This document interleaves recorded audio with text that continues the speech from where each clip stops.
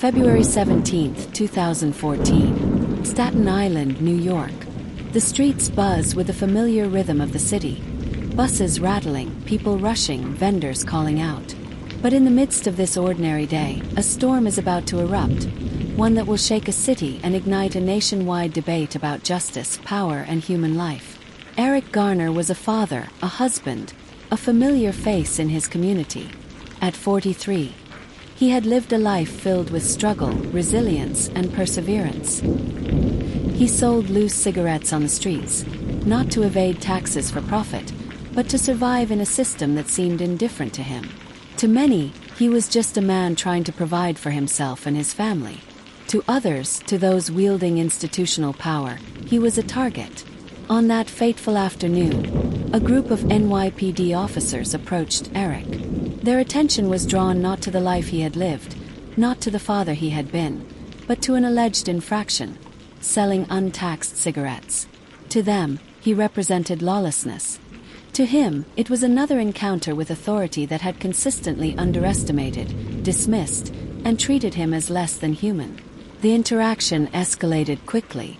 Words were exchanged. The tension was palpable. Eric was larger than most men, strong but calm. He didn't run. He didn't fight. He only protested, using his voice, trying to de-escalate a situation that had already tipped into danger. But his calmness was interpreted as defiance. The officers moved in, attempting to restrain him. In a moment that would be replayed countless times across screens, Eric's life was cut short by a tactic intended to subdue. A chokehold, a maneuver banned by NYPD policy, yet applied anyway. "I can't breathe," he said repeatedly. 4 simple words that became a rallying cry for millions. 4 words that echoed a painful truth. The system had underestimated a man who posed no real threat, and in doing so, it took a life. News of Eric Garner's death spread like wildfire. The city erupted in grief, in outrage, in disbelief. Here was a man who had been treated as expendable by a system that claimed to protect and serve. The officers involved were shielded by unions, bureaucracy, and laws designed to protect those in power. The underdog, the man underestimated, dismissed, and mistreated, was gone, and the question of accountability hung heavy in the air. But Eric's story didn't end with his death. His community, the people who knew him, refused to be silent. They marched, they chanted, they demanded answers. "I can't breathe" became a mantra, a statement of injustice, a reminder that those with power often see the powerless not as humans, but as statistics, as problems to be managed rather than lives to be valued. The case went to court, the officers involved faced scrutiny, and the media framed the narrative from multiple angles. Was it a crime? Was it justified? The system wrestled with its own contradictions, and the public wrestled with its outrage. The tension between authority and humanity reached a breaking point. Here, the power shift was subtle but undeniable. The city, the nation, and even the world refused to let the powerful dictate the story unchallenged. Eric's death sparked legislation, protest movements, and nationwide conversations about policing, race, and inequality. What had begun as a personal tragedy became a movement. The underestimated, overlooked, and dismissed were given a voice. The underdog's death forced the powerful to reckon with their methods, their biases, and their moral responsibility. For a fleeting moment, it felt as though justice, though imperfect, had begun to find its path, not through the officers themselves, but through the society demanding accountability. And yet, the story of Eric Garner leaves us unsettled. The officers were not criminally convicted. The legal system did not punish those directly responsible. Justice, in the traditional sense, was denied. But the power of Eric's life and death shifted something deeper. It awakened a city to its own prejudices, awakened communities to the fragility of life under authority, and reminded the powerful that oversight, conscience, and public accountability could not be ignored. The life lesson is as stark as it is urgent. Power, unchecked and unchallenged, can destroy lives in an instant. But awareness, advocacy, and courage can force systems to confront their failures. The underdog, even in death, can become a catalyst for reflection, reform, and a movement that refuses to accept injustice silently. And yet, the story isn't over. Across the United States, countless others remain vulnerable, targeted not for crime, but for the color of their skin, their socioeconomic status, or simply for being underestimated by those in power. Eric Garner's death is a warning. The next tragedy could happen anywhere, at any moment, to anyone, if society fails to see before it acts. In Part 2, we will explore the ripple effect of Eric Garner's death, the protests, the movement, and the legislation it inspired. We will dive into the rise of "I Can't Breathe" as a rallying cry and examine how communities mobilize to confront systemic injustice. We will reveal the powerful ways the underestimated force change and ask the question that still haunts America today. How many lives must be sacrificed before real accountability is achieved? Eric Garner's story is not just a tale of tragedy. It is a lesson, a mirror, and a call to action. It forces us to confront uncomfortable truths about power, bias, and the consequences of underestimating the humanity of others. And in the quiet streets of Staten Island, a shadow moves, a reminder that vigilance, empathy, and courage are the only safeguards against history repeating itself. The next chapter waits in the hearts of those willing to speak, protest, and demand change. And the question remains: will society act before another life is lost? Or will the system continue to underestimate the powerless? Justice is fragile, awareness is fleeting, and the underdog's fight is never truly finished. Eric Garner's death did not fade into the background. Across Staten Island, across New York City, and across the nation, his name became a rallying cry. "I Can't Breathe" was no longer just 4 words. It was a demand for recognition, accountability, and justice. The community that had once underestimated him refused to let his death be ignored. Protests erupted on the streets. Families, friends, activists, and ordinary citizens gathered with signs, candles, and chants. The message was clear: one man's life mattered. One man's death revealed the flaws of a system that often protected the powerful while leaving the powerless exposed. The streets echoed with anger, grief, and determination. Media coverage amplified the story, bringing Eric's death to the forefront of national consciousness. The world watched as the controversy unfolded. How could a man, unarmed and nonviolent, die in a chokehold by those sworn to protect him? The tension between public outrage and institutional resistance created a national reckoning. The officers involved were shielded by unions, legal protections, and bureaucracy, but the people had shifted the balance of power.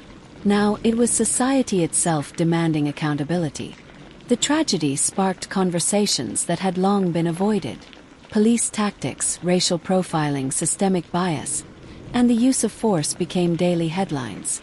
Laws were debated, policies were reconsidered, trainings were introduced. Communities organized workshops, educational programs, and forums to confront what had happened. Eric's death forced a city, and eventually a nation, to examine uncomfortable truths: whose lives are valued and whose are underestimated. Yet, even as change began, resistance remained. Some officials dismissed the protests, calling them distractions. Some citizens doubted the movement's ability to enact real reform. But the underdogs, Eric's family, his community, and activists, refused to be silenced. Their persistence shifted public opinion, challenged authority, and pressured lawmakers. Slowly, the system that had underestimated one man began to adapt, not entirely by law, but by the sheer force of collective awareness. And while the legal system struggled to provide closure, criminal charges against the officer involved were not filed. The power of Eric's legacy grew. He had become more than a victim. He had become a symbol of what happens when ordinary people are treated as threats, and a reminder that advocacy, visibility, and courage can confront even the most entrenched institutions. The life lesson is undeniable. Injustice is never passive. It thrives in silence and grows when power goes unchallenged. But the underestimated, the overlooked, and the dismissed have the ability to awaken accountability, spark change, and challenge systemic inequality. Eric's story shows us that even in death, the underdog can force a powerful system to see. to pause, and to confront its failures. Yet the story is far from finished. Across America, similar incidents continued to occur. Individuals unarmed, underestimated, and powerless remained at risk. Eric Garner's death was a catalyst, but the fight for justice was, and remains, ongoing. The same systems, the same biases still exist, waiting for someone else to be underestimated, misjudged, or mistreated. As communities mobilized, the movement grew beyond Staten Island. Social media amplified voices, turning local outrage into a national conversation. Celebrities, journalists, and public figures lent visibility to the issue, but the heart of the movement remained with ordinary citizens. The neighbors, the families, the people who had watched injustice unfold too many times before. And in that awareness, a major shift of power occurred. For the first time, the people demanded that the system respect human life over procedural convenience. Public pressure forced police departments to reevaluate tactics. Laws were debated, and reforms, though imperfect, were implemented. The underdog struggle had forced the powerful to reckon with the consequences of their actions, exposing systemic failures that could no longer be ignored. But even as progress was made, the suspense lingers. Will these reforms prevent future tragedies? Will society truly learn from Eric's death? Or will complacency allow history to repeat itself? The lesson is clear. Vigilance is required. Awareness alone is not enough. Advocacy must continue, for the next life at risk may not have the visibility, the voice, or the community to demand change. Eric Garner's legacy is a mirror reflecting both the failures and potential of our society. He was underestimated in life, mistreated by a system of power, and denied justice in death. Yet his death awakened a movement, challenged authority, and reshaped conversations about policing, race, and human dignity. His story is both a warning and a call to action. And as the streets of Staten Island remain quiet at night, shadows stretching long beneath the flickering streetlights, the question endures. Who will speak, who will act, and who will see before it's too late? The fight for justice is never finished, and the underdog's struggle continues, waiting for the next chapter to be written. Eric Garner's story is not over. Part 3 will explore the nationwide impact, the rise of the I Can't Breathe movement, and the lasting changes his death inspired, revealing how one life, underestimated and dismissed, reshaped a nation's conscience and challenged the powerful to finally see the powerless. Eric Garner's death had ignited a spark that quickly became a fire across the nation. The phrase, "I can't breathe," was no longer just his words. It was a demand, a rallying cry, and a mirror reflecting systemic injustice in communities across the United States. What had begun on a Staten Island street corner transformed into a movement that could no longer be ignored. Protests erupted in New York City, then spread to Washington, D.C., Chicago, Los Angeles, and beyond. Marches, vigils, and demonstrations filled streets with thousands of voices chanting Eric's name. The underdogs, families of victims, activists, and ordinary citizens, were no longer powerless. They had been underestimated, yes, dismissed and silenced, but now their collective voice carried the weight to challenge a system that had historically protected the powerful. Social media amplified the message. Images, videos, and stories reached millions, drawing attention not only to Eric Garner's death but to the countless others who had suffered similar fates. The narrative shifted. This was no longer a Staten Island tragedy. It was a national reckoning. Ordinary citizens began to see the unseen patterns of systemic bias and questioned whether the structures designed to protect could be trusted to safeguard all lives equally. The movement spurred legislative proposals, police reforms, and renewed scrutiny on law enforcement tactics. Police departments nationwide faced pressure to reconsider the use of force, to implement de-escalation protocols, and to hold officers accountable. The power dynamic had shifted. The people, long ignored and underestimated, now demanded recognition, visibility, and justice. Yet progress was uneven. Legal accountability for Eric Garner's death remained elusive. The officer involved faced no criminal charges, and the courts offered little closure. But in an ironic twist, the lack of legal justice only strengthened the movement. Eric Eric's death had exposed a painful truth. Systemic injustice often shields the powerful while punishing the powerless. The underdog, though denied conventional justice, had forced society to confront uncomfortable realities. Communities mobilized in new ways. Grassroots organizations trained citizens to understand their rights. Neighborhood groups engaged in dialogue with local police. Activists educated the public on the dangers of implicit bias, unchecked authority, and systemic inequality.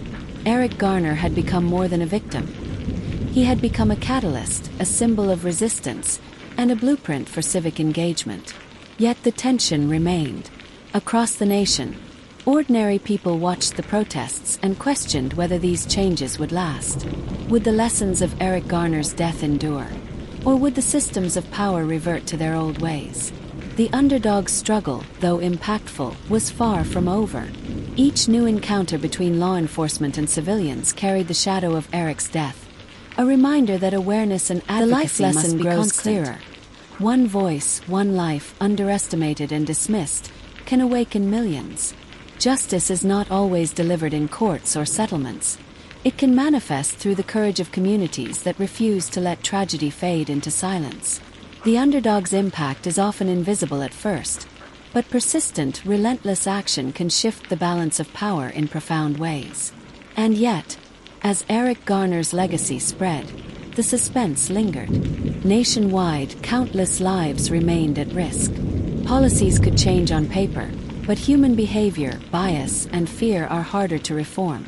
The movement had momentum, yes, but would society act in time to prevent the next tragedy? The underdog's struggle continues, waiting for vigilance, courage, and empathy to intervene before history repeats itself. In Part 4, we will explore the long-term impact of Eric Garner's death, the legislation influenced, the cultural shift in policing, and the continued fight for accountability across America. We will examine how one underestimated life became a force that reshaped a nation's conscience, and we will confront the uncomfortable truth. Systemic injustice is resilient, and the struggle for true justice is never fully complete. Eric Garner's story is both a warning and an inspiration. It teaches us that injustice thrives in silence, that unchecked power can destroy lives, and that the underdog, though overlooked, has the ability to awaken a society, ignite reform, and demand accountability. The streets of Staten Island and cities across the country will never forget. The question remains, lingering in the shadows of every city street and every encounter with authority. Who will see before it's too late? Who will act when power underestimates the human being in front of them? Eric Garner's fight, though cut short, continues, waiting for the next chapter, the next voice, the next moment when justice can finally be more than a word. Eric Garner's death did not fade with time. It became a catalyst for change, a call to action, and a mirror reflecting the failures of institutions meant to protect the public. The outrage on the streets had forced policymakers, police departments, and the nation to confront uncomfortable truths. Lives had been underestimated, human dignity ignored, and accountability too often denied. In the wake of nationwide protests, police departments across the country began to rethink training protocols. The chokehold, the maneuver that had killed Eric, was banned in multiple jurisdictions. De-escalation techniques became mandatory in some precincts. Officers were instructed to pause, assess, and see the human being in front of them, rather than the perceived threat their fears projected. These changes, though incremental, marked a shift in the balance of power. The underdogs, ordinary citizens who had been ignored for too long, had forced institutions to reform. Social movements grew stronger. "I can't breathe" was no longer just Eric's words. It had become the anthem of a generation demanding justice, respect, and accountability. From Staten Island to Los Angeles, people took to the streets, their voices amplified by social media, holding a mirror up to authority, demanding that power recognize responsibility. The underdog's struggle had evolved into collective action that could not be dismissed.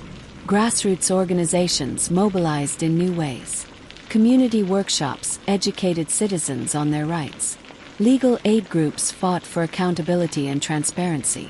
Public forums exposed patterns of racial profiling and systemic bias. Eric's death was no longer just a local tragedy. It had become a blueprint for reform, a lesson in how society could respond when the powerful failed to act responsibly. And yet, the tension remained. Legal accountability for the officers involved never fully materialized. Federal investigations, internal reviews, and civil lawsuits yielded settlements, policy changes, and public scrutiny, but no criminal convictions. Justice, in the conventional sense, had been denied.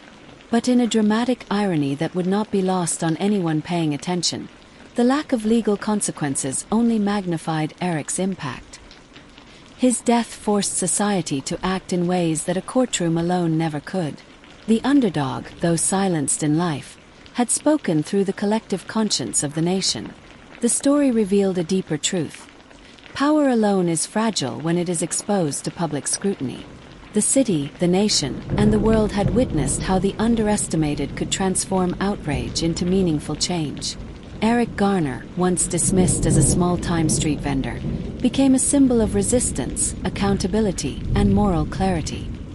His life, cut tragically short, shone a light on the human cost of unchecked authority. But even as reforms took shape, the narrative remained unfinished. Across the country, civilians continued to face systemic risks. Policies could change on paper, but human behavior, fear, and bias are harder to reform.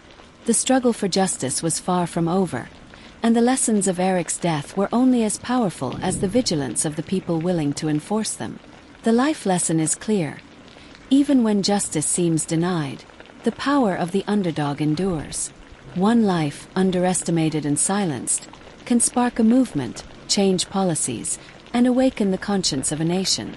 Change may be slow, imperfect, and incomplete, but persistent advocacy transforms grief into action and despair into reform. And yet, the suspense lingers.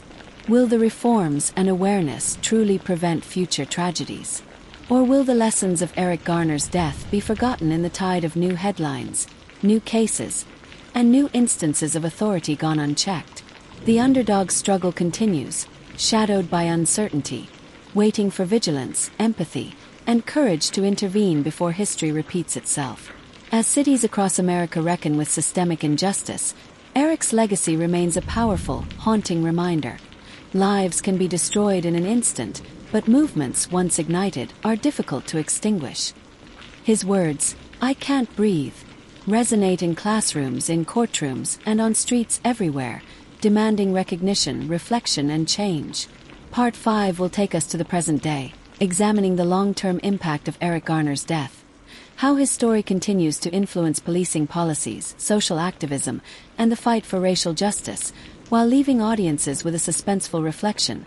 How many more lives will be tested before society truly sees the underestimated, values their humanity, and enforces justice consistently? Eric Garner's story is a warning, a lesson, and a call to action. The underdog can awaken a system, challenge authority, and ignite change.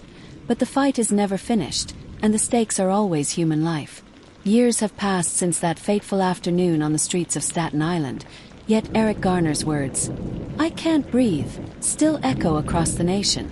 What began as the death of one man became a movement that reshaped conversations about policing, racial injustice, and the value of human life.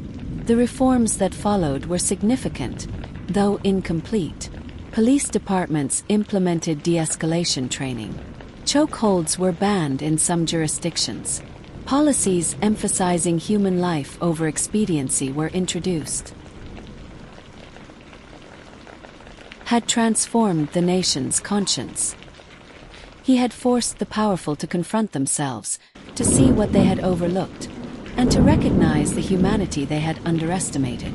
The movement inspired by Eric Garner gave rise to a generation unwilling to accept silence in the face of injustice. From local community groups to nationwide protests, his story became a template for activism. "I can't breathe" became more than a personal plea. It became a moral litmus test for society, a question posed to everyone. Will you act when the powerless are threatened? Will you speak when injustice occurs? And yet, the suspense remains. For all the reforms, all the protests, all the awareness, countless lives are still at risk. Policies can change, but fear, bias, and human error cannot be legislated away. The lessons of Eric Garner are fragile, dependent on vigilance, courage, and empathy. One misjudgment, one overlooked life, could ignite tragedy again. The life lesson is profound. The underdog may be underestimated, dismissed, or mistreated, but even in death, they can spark movements, awaken a system, and force society to confront uncomfortable truths. Change is never immediate, and justice is rarely perfect. But action, persistence, and awareness can reshape power and challenge authority in ways that are enduring.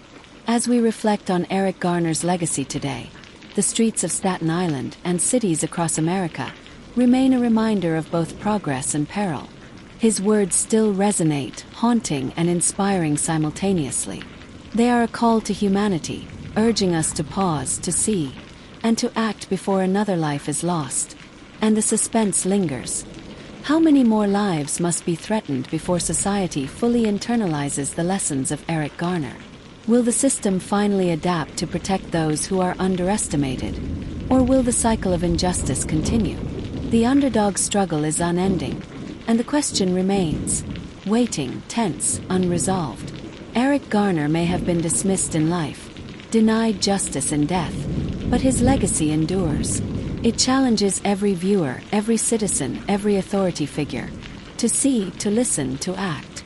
The fight for justice is never over, and the streets still remember. The story ends, but the movement continues, and the shadow of vigilance, empathy, and accountability stretches long into the future.